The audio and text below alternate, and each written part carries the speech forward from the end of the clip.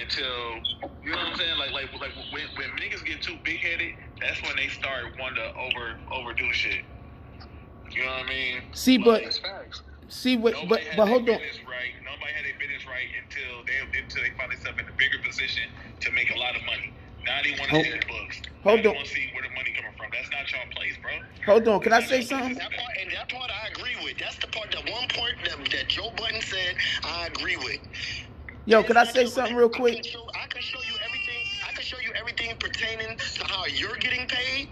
But as far as like what I'm doing in my business, as far as sparking my deals and what I'm getting and all this and all that, unless I pull you in or unless I put your name in the deal as part of the deal, what I do is my business. Only thing your concern should be is what's going on with the Joe Budden podcast. Now, if you want me to show you numbers as far as what I'm paying you, what's coming in, as far as the doors, however they do it, that's one thing. But me telling you my business, that's something different. This is cool. I just jumped in the room. I'm sorry. This is cool. I just jumped in the room. You got it, boss. I'm just trying to educate myself with this Joe Budden situation. Now, was Rory and Mal implemented in Joe's deal? Or were they just like a work for hire on the outside where he was just... That's what they were. They were work for hire. They was freelancers. So yeah, but when it came to the Spotify deal, they were in the contract. Okay, so if they're in their contract, then they could delve deeper into Joe's accounting if it navigates to their, you know. No, I don't agree with that. I don't agree with that. And I'm like T-Rose. It's just like me being third party. It's just like me being third party in the record deal. You know what I'm saying? And the production company's paying me, but the label's paying the production company. No, that goes back to T-Rose saying you're incorrect. So, but my Hold thing on. I don't agree with that. Just because you're under contract don't mean you get to see what the boss see. If you're working for me, No. Well, under contract. So my thing is this. Say we are equal. I don't think y'all saying the I don't think y'all talking about the same thing. If there's a breach if there's some type of breach of accounting, I can audit and I'm gonna be able to see everything. Yo, hold on. I don't think y'all talking about the same But thing. you don't win. Hey, yo, I don't think y'all talking about the same thing. I do audits for a living. Yo, I don't think y'all talking about the same thing. One mic, go ahead, Jack.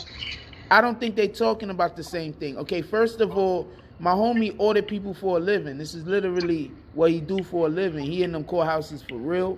He's really auditing people. He's really doing, when he say that this is something that can happen, it's something that can happen. I want to be clear, but y'all talking about two different things. What he's saying is if he is in that Spotify deal, then by contract, we're not talking about whether he should do it because, you know, whatever, but contractually, he could find out how much money he's supposed to be making because he's in the deal. Is this what you're saying? Because I think that's what you're saying. Okay, but my thing, what I'm saying is the Rory and Maul, they not just trying to see what they're making. They trying to see everything that's going into it. Well, of course. Yeah, you get a full breakdown.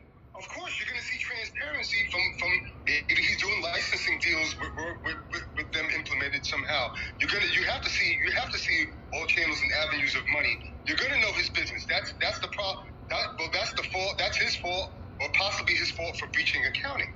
You know, if he wasn't breaching accounting, then he wouldn't have to show transparency. You know what I'm saying? So Gongu, you know what a loophole is, right? No.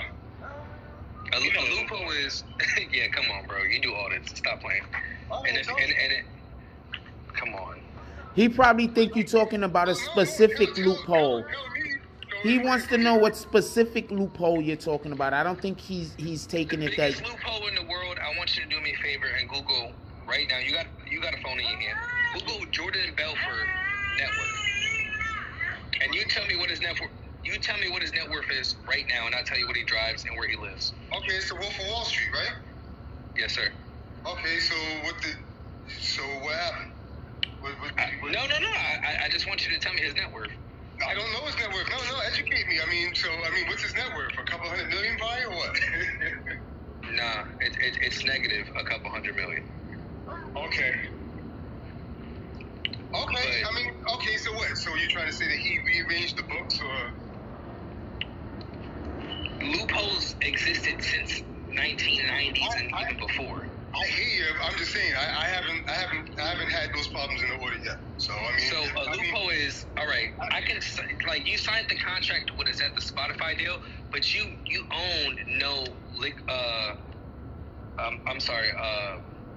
Yeah, I don't own. Right. Well, I mean, if that's I don't know what's implemented in the contract. Once again, So- if he breached, Spotify's gonna have to show. They're gonna have to show if he breached and they exercised their rights. Spotify would show what kind of money came in.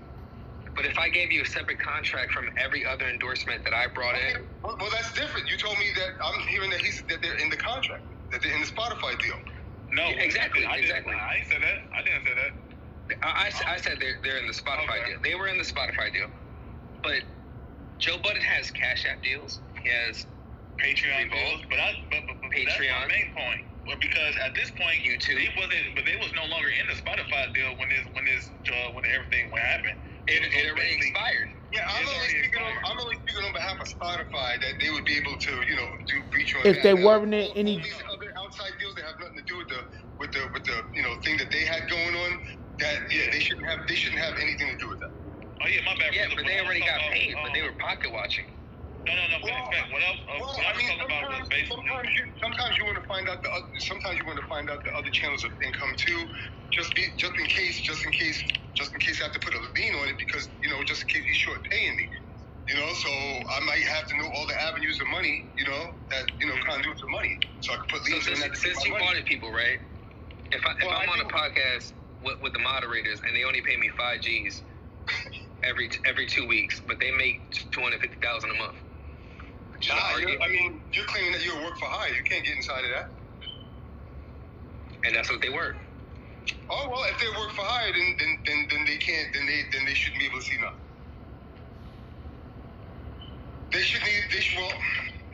No, it's still a breach. It's still a breach. I mean, No, because some of them didn't even show up for all the episodes. Yeah, Rory definitely did it. okay, well then Joe would have a reason to counter an argument of performance, and why should pay you short. Okay. Yeah. Like I'm cool with being equal, but it's like, you know what I'm saying? Not either party was playing clean. Wow. I don't know what to tell you, man. Usually, I'll tell you one thing. Usually, I deal with a lot of artists and stuff. Usually, the person who's holding the money feels like it's theirs, and the other party never gets their money. I mean, I'd be working a liquor route with my uncle right now if people were paying fair in the industry. Honestly. I'm just being fair. Like I could give you a water bottle, but I ain't bring it to where you can find one. Right.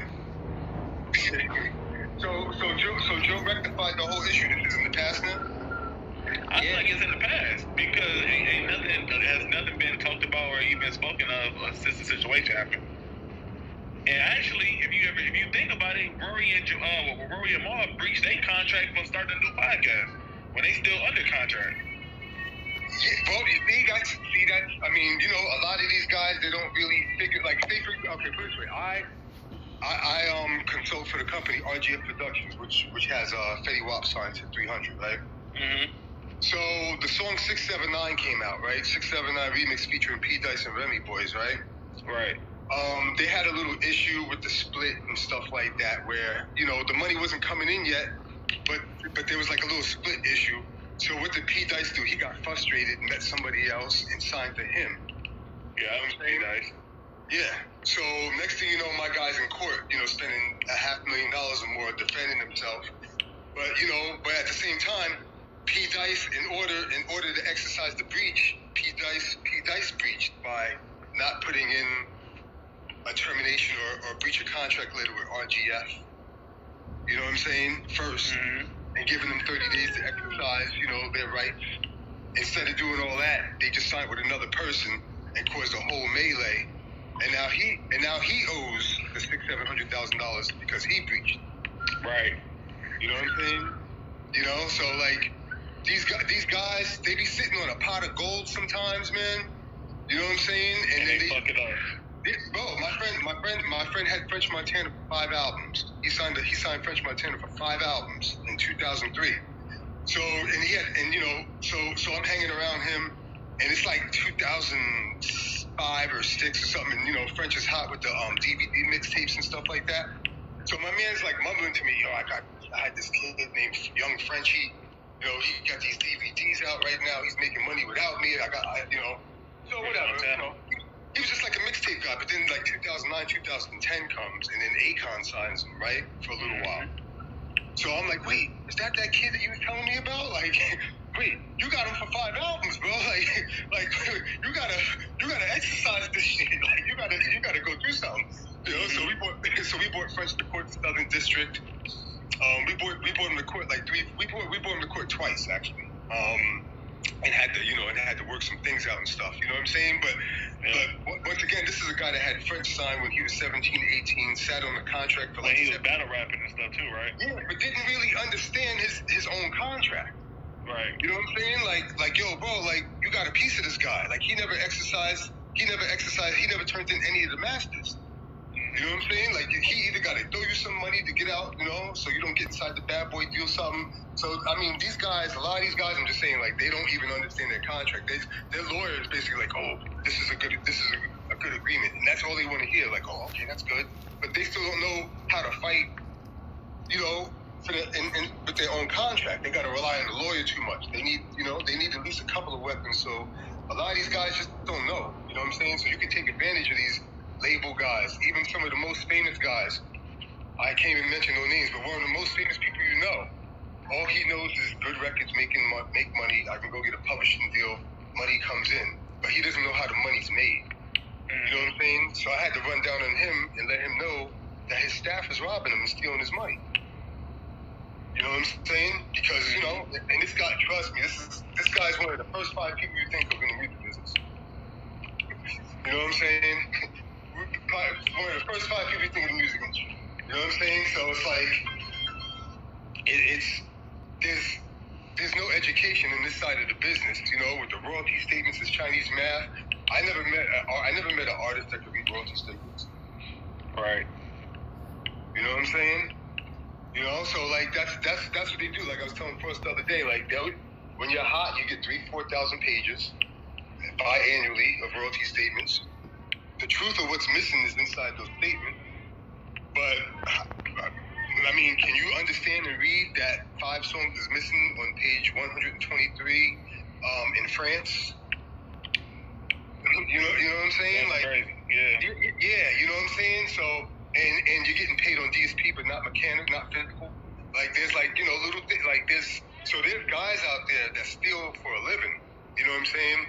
It's, they put the flag in the ground and take your publishing before Universal, before these other publishers do. You know what I'm saying? It's real easy to do. I think I was telling first the other day, I got a guy I had in court last year.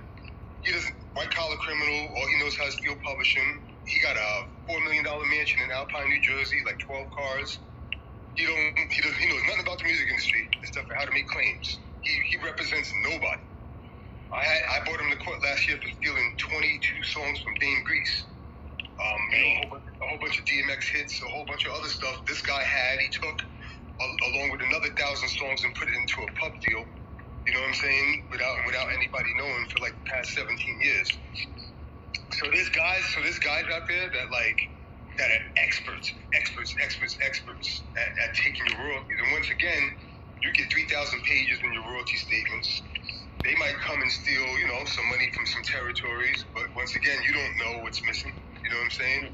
Mm-hmm. It's real easy to do. You know what I'm saying? So I think a lot of artists need to be aware of this because it's like a pandemic. Trust me.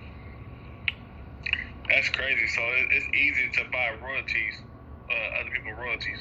Nah, not to buy. It's easy to steal other people's royalties. Oh, you know what I'm saying? Like you per se, I'm talking to you on the phone. I'm just waiting. I'm an expert thief. I'm just waiting for you to make a hit record. You know what I'm saying? It's like I got a hit record. Like, oh shit, he popped off. We getting paid. You know what I'm saying? I tap into your BMI account before you. There's like tricks. There's ways I know how to make a BMI account, ASCAP account with the same name you have. Damn, that's scary. Yeah. You know what I'm saying? The industry sounds tricky as fuck. I would just have a different IPI, and I know how to reroute your royalties to me. That's crazy. Yeah, you know what I'm saying? Bro, I'm telling you, this is what. This is a daily operation. It's a daily operation. Like, I grew up around Sugar Hill Records out in Englewood, New Jersey. And the father used to tell me, like, man, there's no reason to sell drugs or nothing like that. You could just steal this publishing. Ain't nobody going to jail with this shit. You know what I'm saying? So, you know, that's what they were doing. You know what I mean? I seen them steal $3 million from Will Smith. Off one song, getting jiggy with it. Mm-hmm. So, yeah, so I mean, it's just crazy. So, like, people with money and all these people breach. You know, just to go back to where we're, you know, all of these people, I mean, all of these guys, you name it, no matter who, you're always going to be able to find some type of, if you know how to find an accounting problem, you're going to find it.